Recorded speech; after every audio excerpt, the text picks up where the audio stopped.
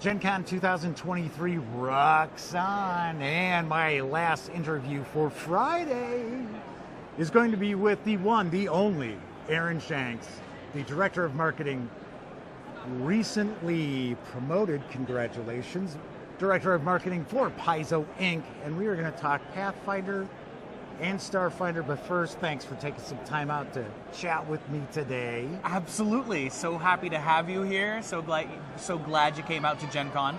It's just, this is a great one. This feels vibrant and energized and it feels more crowded. Yeah, it's full Gen Con strength. Yeah, yeah, it is. Yeah. COVID's over. Yeah, well, right, but still, we're all back with vitality and looking forward to it. We saved some specials for Gen Con this year. Our big release for Pathfinder is the Rage of Elements rulebook, which became available yesterday. So that's been a big seller here, moving off the shelves. Right. That's a fun book because it's all about the elemental planes, as you've seen them before, but also in new ways. So the classical, traditional four elements in Western mythology are fire, air, earth, and water. Yes. And certainly those have existed in tabletop role-playing games, Dungeons & Dragons, and Pathfinder. Since the beginning. Right? Pretty much, yes. So we've brought those back with spells and magic items that you'd expect to see for each one of those elements. But we've also added wood and metal, which are the classical elements in other cultures, non-Western cultures, Sure. like a lot of Asian cultures. And so we found a way, because we want to be able to tell a broad range of stories, we added those two elements in and created a reason why they've been missing in our world for such a long time, which you can read about in the book.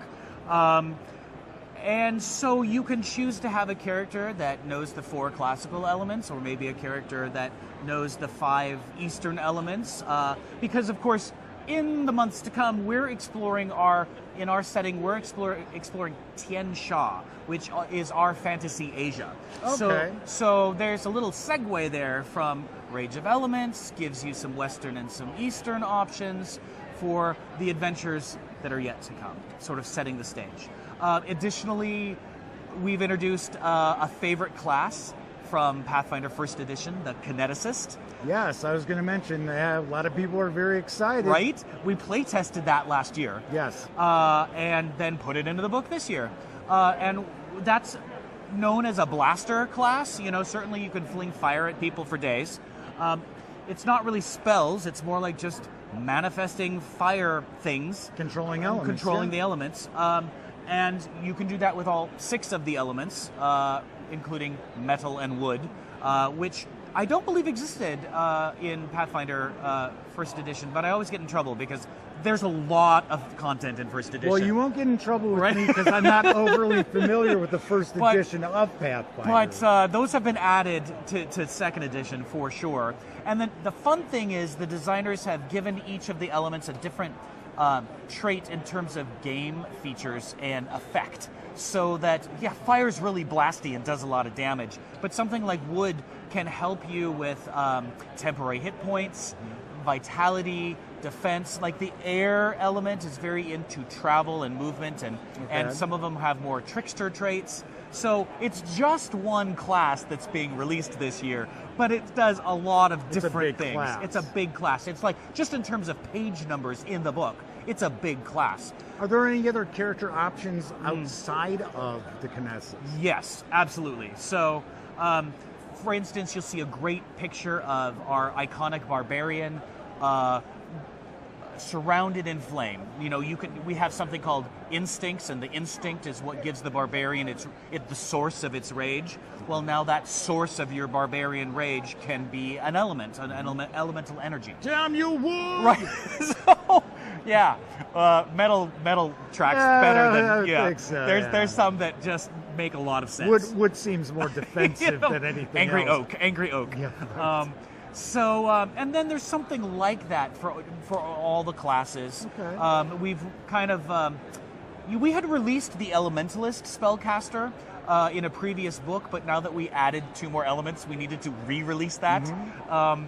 And The other exciting thing is that this is our first rulebook for the remastered Pathfinder rules. Right, which we're going to talk about. Right, Yeah. so that's in there, but also a lot of creatures and monsters. So the GM has plenty to add to their game. New foes to fight or NPCs to meet.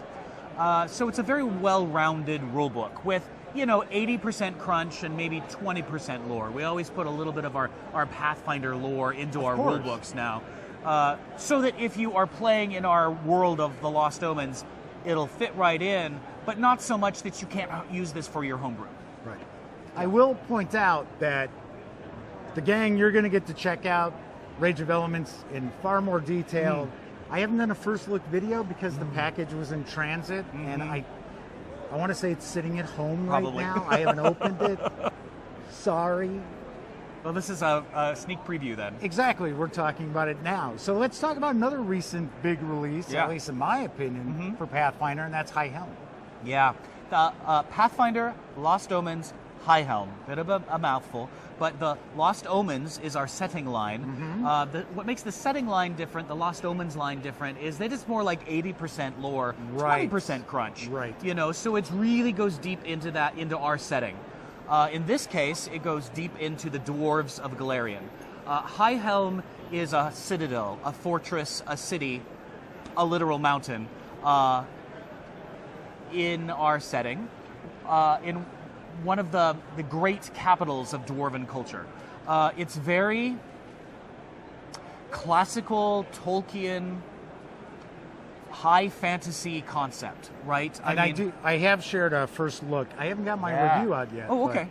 But there is a first look video I did live. So it's definitely, it's definitely dwarves living under the mountain, in the mountain, multiple levels, huge spiral. And the levels are different. They're not all that similar. So different levels for different purposes. Yeah, right. The further down you go, I guess what's the word I want to use? Well, the king's at the top. Yeah, I was going to say the class level. Sure, and at the very base are the Darklands. Or other people might know it as the Underdark, right? Yeah. Our underground ecosystem, and so that's always bubbling down below High Helm. It's a great setting to have your dwarf from, but it's also the first location for our new adventure path, Sky King's Tomb. I was going to say, it segues right on into it. So we're getting a little clever about these things. We're starting to release adventures and locations that tie together. Yes. And in this case, they're really, the synergy in terms of timeline is good. We just launched High Helm last month, and now the first volume of Sky King's Tomb is available starting yesterday. Yep. And that is a trilogy, 3-volume adventure path, takes you from levels 1 to 10. It's very dwarf themed. Dwarves can certainly fit in there, but you don't need to play a dwarf to enjoy the adventure. At first, in the beginning of the adventure, you get to explore High Helm. It's very open-ended in that regard. Go where you're interested in going, and then descend. Right. Then it really taps into a quest for lost dwarven artifacts and magic items that tie into dwarven culture and lore and the Sky King. A little segue, the dwarves of Galarian all started deep under the earth, and then one day the god of the dwarves said, "I'm going to send you a signal, and when you get the signal, everybody go up." Right. So there was a big earthquake. They got the signal. That was the signal. That was the signal, and they all started to ascend. And that was the journey for the sky, right? They're in search of the sky, and so that's why he's a Sky King, Sky King's Tomb. And that's what High Helm is. It's one of these sky citadels. So that's just the Lost Omens flavor that surrounds High Helm and Sky King's Tomb. I think you'll find that it's in true Pathfinder fashion. We've made a lot of specific choices about dwarves in our culture and our lore and our setting, but it's very art full of archetypes, right? That's sort of, some of our adventure paths are really quirky, like, let's be circus performers, right? You know, that's actually a really good. It's a really good one. Path. It's like they're not bad, but they're some adventure paths are very traditional, and others are a little more quirky, off the wall, right? And this and hopefully you're going to enjoy them all, but this is definitely one of those more traditional, classical, dwarven adventures. Right. Yeah. So that's available now, and a new one comes out every month for the next 3 months. So let's change gears. We'll come back to Pathfinder because we'll talk what's coming in the future. So let's switch over to Starfinder right now because we've got Ports of Call recently came out. Yeah. So the two most recent hardcovers, there was one end of last year, which was Interstellar Species, so full of all sorts of playable species you might want to choose from. Starfinder is our science fantasy role-playing game. It takes place in the same universe as Pathfinder, but an untold millennia into the future. So it's got elves and magic and dwarves, but also spaceships, aliens and spaceships, blasters, and So it's getting sci-fi and fantasy blended together in a rather unusual way. Yes. A lot of settings put those two things at odds, and we just kind of blend them together. So Interstellar Species was out at the end of last year, and now we've got Ports of Call. Ports of Call is interesting and notable because more of like a gazetteer. A gazetteer, like maybe 10 big locations. You go into depth into those locations. We had a big galaxy-changing event last year called the Drift Crisis, where hyperspace crashed. And everything went askew and asunder, and ships were really either thrown into uncharted areas of the galaxy or into maybe different planes of existence. Well, that's all sort of been fixed at this point, and so Ports of Call is, okay, the drift crisis is done, but there are these new hyperspace highways, these new drift lanes, that lead you very quickly from one place to another, which is why we've detailed these 10 different regions of Ports of Call. They're the places that you're really going to want to get to know in the new normal. Right. And of course it's also filled with homebrew rules so that you can create ports that are important to your setting, or and character options that for all the existing classes and species of Starfinder. So that's the new release at Gen Con for Starfinder, Ports of Call. I got video of that too. Of course you do. Of course I do. The best. Let's talk a little bit about the future of Starfinder, because I've got a question for you, and I'm sure you hear that's from umpteen people. And I get people asking me all the time, and I have to tell them I don't work for Paizo Inc. Nope. So when is Starfinder going to get the 3-action economy? Right? That 3-action economy that Pathfinder has, where you've got 3 choices you can make. You can move, or you can strike. That's become very popular. It's more like hit, miss, harder to hit, really impossible maybe to hit. miss. But it's but that's really something that gives Pathfinder its identity and its flavor and its flair, and so in the history books, Starfinder First Edition was made came out of Pathfinder First Edition and was very innovative for its time, but really looked back to a lot of that open game license content and was really a spin-off of that previous generation. Sure. Starfinder Second Edition is now out. We've learned a lot, and it's quite successful. And we had this OGL kerfluffle in January where we won't discuss. Right, the license. I like to refer to it as the debacle. The debacle. Yes. I know. I don't have to be as political about it as you do. There was our own kind of hyperspace crash. Right. Yeah. Right. There was our own crisis. Yeah. Right. Our own drift crisis. So we knew we needed to do something with Starfinder because we want to use the new Orc license. We want to use that new license for Starfinder. And we know there's a big demand for 3-action economy. So yesterday we announced Starfinder Second Edition. And so that's the answer to your question, is it is coming. 3-action economy is coming to Starfinder. Not just 3-action economy. We're going to make Starfinder completely compatible with Pathfinder. We're go big or go home, right? Right. So we know people love the setting and the wacky adventures you can have.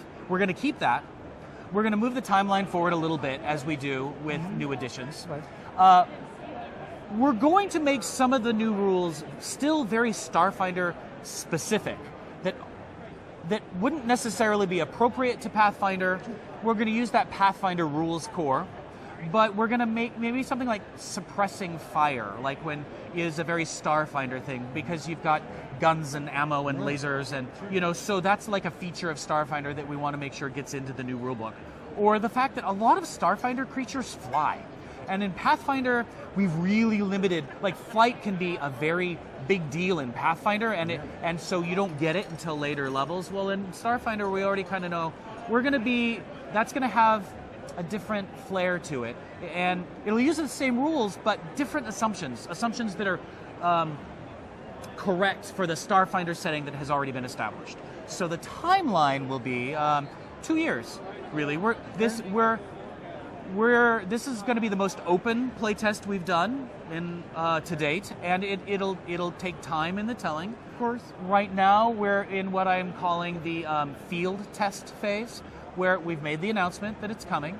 We've started to share some PDFs. I believe you can go to the starfinderplaytest.com landing page and download a free PDF of some of the thoughts and ideas that the Starfinder designers have. And they're sharing it with you. And of course, we've got forums, and we pay attention to Reddit and Facebook. So people are going to give us their feedback. Sure. They're gamers. They'll right? give you feedback. So we'll even hear, if you didn't want it, we'll you'll hear get from it. them. But we haven't set up formal surveys yet. That is coming. So we're going to share these field tests for the next few months. And then in Gen Con next year, 2024, that's when we'll come out with these official Starfinder playtest. Okay. And then the gates will open for the official surveys and that sort of feedback. Okay. Don't have a lot of marketing details on that, okay. But I expect it won't be that different from the Pathfinder playtest of 2018, which was my first Gen Con. And then the designers will take that Starfinder feedback, and it should be Gen Con 2025 that we bring Starfinder 2nd Edition to the masses, to the market. And it's going to be great because you can take the classes and the bestiary monsters from Pathfinder and port them over to Starfinder, and eventually do the opposite. So we're going to get a little chocolate into our peanut butter. That's fine. Which we have really always done to some extent. I mean, we have. Are you going to get in trouble from Reese's? No, because we're not going to use that name. But the flavors will be there, right? So, I mean, we already have androids in Pathfinder. Yeah, right. And we have a lot of the ancestries from Pathfinder in Starfinder. So I think everybody will be able to enjoy the science fantasy setting with the rules they've come to know and love. So we're all really excited about that announcement, and so far it looks like the audience is too. Sweet. Yeah.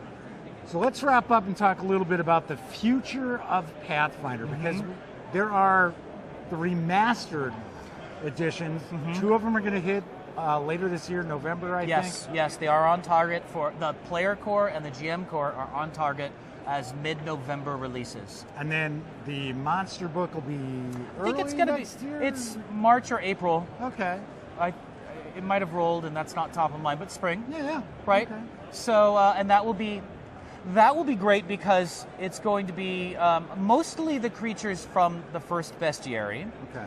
Take out all the dragons, because those chromatic and metallic dragons are really an identifiable brand owned by another company, which has opened up space for our designers and developers to create new dragons, which, they had no enthusiasm for that whatsoever. Oh, no. So we've already previewed the Diabolic Dragon and the Mirage Dragon, and so there'll be lots of new dragons to fill that book, and just new creatures. Some of them might be a little renamed, but mostly we're just leaning into our own intellectual property, and so that monster core will be the new book that comes out in the spring. And the 2 books that are coming out later this year aren't going to reinvent Pathfinder. It's just cleaning things up, making it easier for new people to get on board. Yeah. Because I know some people, I've never referred to it this way, Pathfinder. Right. Right. And that's like, yeah, but that other game from that other company we're not talking about has a lot of modifiers and math with that too. I mean, and to have a robust, interesting tabletop role-playing game, you're going to do some math. Right. We feel as though we really streamlined that and made that much more easier to learn from the start with Pathfinder 2nd Edition. But we got some constructive criticism on the layout of our first rule book. It's certainly really thick and big, Yes, and there it are is. things that we could do to make it even easier to read. So we've done that in the player core and the GM core. It's aesthetic things, like they're just more spacious and there are more sidebars, and it's easier to tell where you are in the book. Okay. Little quality of life features like that. We've made little choices like, the rogues should just have martial weapons to start with, and bards, as a holdout from 5e or even the D&D versions previously, would have things like a whip and some very unusual combinations of things that were tradition, but we've just streamlined that, like simple or martial weapons for bards and martial weapons for rogues, and so many of the classes get little tune-ups. Right. Some of them really aren't touched at all. Oh wow, okay. Some of the spells get renamed. They'll look very familiar. They'll work very much like you're used to them working, but they won't be names that other companies own. And what else can I say about it? I think that your listeners might want to know that we've identified alignment as something that really is part of the open gaming license and that we're not going to continue. So we're going to move forward with edicts and anathemas, Okay. which is like, you should do this, you should not do that. They're the rules, the things you try to do, the rules you try not to break. And those will be the role-playing game guidelines that are in those books. Sure. And the 8 spell schools of wizards, transmutation, illusion, necromancy, we've identified those as being very open gaming license themed. And so we'll still have schools, but they're really like real colleges in our world that invented this spell list. And they will function very similar to the wizard that everyone's used to, but it actually is going to open up the design space to be able to have more than 8 schools. Right. And so you can have something like the school of battle magic, or the school of civil magic, or it's just going to be a lot of fun to sort of be able to customize your wizard in that way. So everyone can look forward to that in November. Oh, and the 4th book that I didn't talk about, The Player Core 2. there you go. So we're releasing 4 remastered For some books. reason I know stuff about You your do. company. You're paying How? attention. You are paying attention. It's great. So that will be the big Gen Con release next year, is Okay. Player Core 2. So by this time next year, we will have re-released all of the remastered options. It will be, you can use we hope you use those options. We think they're great. We think they're going to make your game better. But we have intentionally designed it backwards compatible so that you Right. can keep using alignment if you want to. Sure. Or if you're really emotionally attached to playing a necromancer, I can imagine a lot of people are. We're not going to take away the necromancer Right. from the game. No more. Right. It's done. And I wonder, there's an outlet that's around that people are probably going to get to see video of all this stuff. right? Wonder Yeah, who that someone would that be. we love to send product to, so you can show it off. Sweet. Yeah. So those are the big books coming out. Cool. I'll just say that we have a playtest for 2 new classes starting in September. Okay. And those new classes haven't been announced yet, but will appear late next year in yet another rule book. And about that time, we'll be hopefully releasing a novel. It's been a long time since we've released a Pathfinder fiction, novel, yeah. but we're going back in with a big event in which one of the core deities of Pathfinder is killed. So one of the top 20 gods of the Inner Sea or the Lost Omen setting is going to end, and that's going to create a crisis Sure. of our own design this Right. time, and that should spawn a lot of hardcovers and adventures that you'll see for years to come. So that really takes you all the way into like a year and a quarter. Wish you guys had something new cooking. it takes a little while to get through the entire Pathfinder and Starfinder marketing bullet That's list. not even all of it. No, we haven't told you everything. Right. Any final thoughts you want to share with the audience? We're Aaron? just we're so very appreciative of the energy and the love that you have for tabletop role-playing game, and how consistently you're out there reviewing us and everybody else, because, you know, one of the philosophies behind Paizo, Pathfinder, and Starfinder is it's good, it's proper. We love the fact that you play and love more than one tabletop role-playing game. I like to share the love. You know? So we love content creators like you who really showcase for everyone all the options that are out there, because we're just two of many. We play many tabletop role-playing games ourselves. That's how we learn and get better, and hopefully that makes everybody's game better. So thank you. Well, thanks for those kind words. I'm going to cry. Aaron, All right. thank you very much for Absolutely. taking some time out. I mean, it's super busy over at the Paizo booth. It always is. It is, happily so. Yeah, we've got exclusive dice and all sorts of good stuff. Enjoy the rest of the show. Thank you. Sure.